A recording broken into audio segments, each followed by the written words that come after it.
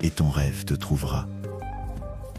Ton mental, le terrain de jeu de ta réussite ou de ta défaite, ce n'est pas ton passé, ce n'est pas ton entourage, ce n'est même pas ton compte bancaire qui détermine ce que tu vas devenir. C'est ton mental, ton esprit est ton plus grand allié ou ton pire ennemi. Et la plupart des gens laissent leur esprit les contrôler au lieu de le maîtriser.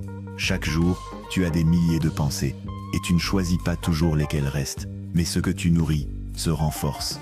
Lesquelles restent, mais ce que tu nourris se renforce. Lesquelles, si tu nourris les doutes, ils se multiplient.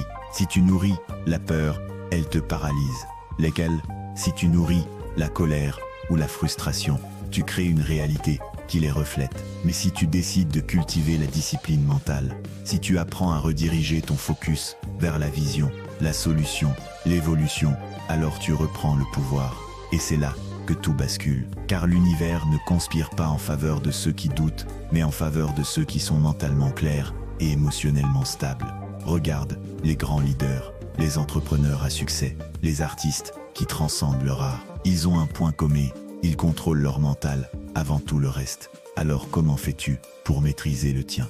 Voici une règle simple, mais puissante. Ce que tu répètes devient ton identité. Commence chaque matin par poser une intention claire. Fais de la visualisation un rituel. Parle à ton subconscient comme à un soldat loyal qui exécute. Et surtout, remplace chaque pensée limitante par une commande positive. Je suis capable, je mérite cette vie, je suis prêt, je construis, même quand je ne vois pas encore les résultats. Parce qu'un mental entraîné avance même dans le doute. Il crée l'élan, il fabrique la constance, et il transforme l'invisible en réalité tangible.